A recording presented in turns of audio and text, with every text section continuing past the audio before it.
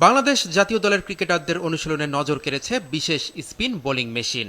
মিরপুরের একাডেমি মাঠে এই মেশিনের মাধ্যমেই নিজেদের ব্যাটিং দক্ষতার প্রমাণ দিচ্ছেন টাইগার ব্যাটাররা। উপমহাদেশে এ ধরনের মেশিনের ব্যবহার নেই বললেই চলে। প্রায় 14 লাখ টাকা দিয়ে ইংল্যান্ড থেকে আনা হয়েছে এটি।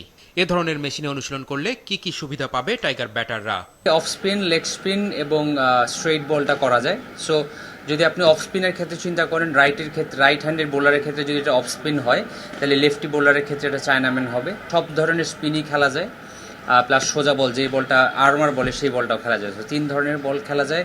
লেন্থ চেঞ্জ করা যায়, বলের পেস, মানে ধরেন স্পিনারের কিছু স্পিনার আছে জোরে বোলিং করে, কিছু স্পিনার আছে আস্তে বোলিং করে, সেই পেসটাও কন্ট্রোল করা যায়। পাশাপাশি এটা দুইভাবে অপারেট করা যায়, ম্যানুয়ালি আছে, আবার যদি কোনো ব্যাটসম্যান যদি চিন্তা করে যে না আমার এখানে কোচ নাই বা আমার সাপোর্টিং হ্যান্ড নাই, তাহলে অটোমেটেডভাবে একটা টাইমার সেট করে এটা অটোমেটিকলি একসাথে প্রায় 25 থেকে 30টা বল একসাথে ইউজ করা যায়।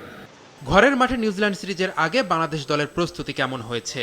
কিছুদিন আগেই পাকিস্তানের সাথে ওয়ানডে সিরিজ জিতেছে মেহেদী মিরাজরা। কিউদের বিপক্ষেও কি ধারাবাহিকতা ধরে রাখা সম্ভব? স্পিন কোচ থাকার পরেও মোহাম্মদ রফিককে নিয়োগ দেওয়া হয়েছে। জাতীয় দলের রফিকের ভূমিকা কি হবে? আমরা নর্মালি সিরিজের আগে খুব বেশি সময় পাই না, এবার সময়টা পেয়েছে এবং কোচিং স্টাফই সময়টা খুব দারুণভাবে কাজে লাগাচ্ছে।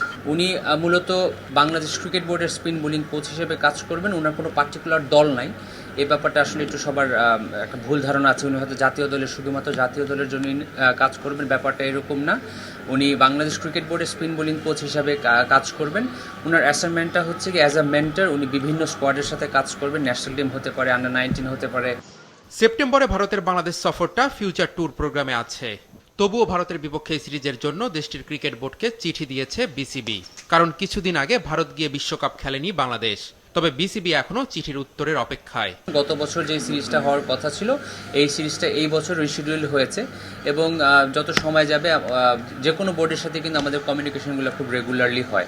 সো খুব সম্ভবত যেটা আমি ব্যক্তিগতভাবে মানে পত্রপত্রিকার মাধ্যমে জেনেছি যে বাংলাদেশ ক্রিকেট বোর্ড থেকে একটা চিঠি ইস্যু করা হয়েছে, বাট এটা যেহেতু সিইও অফিস বা প্রেসিডেন্ট অফিসের ইস্যু, এ ব্যাপারে আসলে আমার কাছে তেমন কোনো তথ্য নেই বা আমার কাছে বলার কোনো তথ্য নেই। সোমবার মিরপুরে লাল বলের ক্রিকেটাররা অনুশীলন করলেও বিশ্রামে ছিল সাদা বলের ক্রিকেটাররা।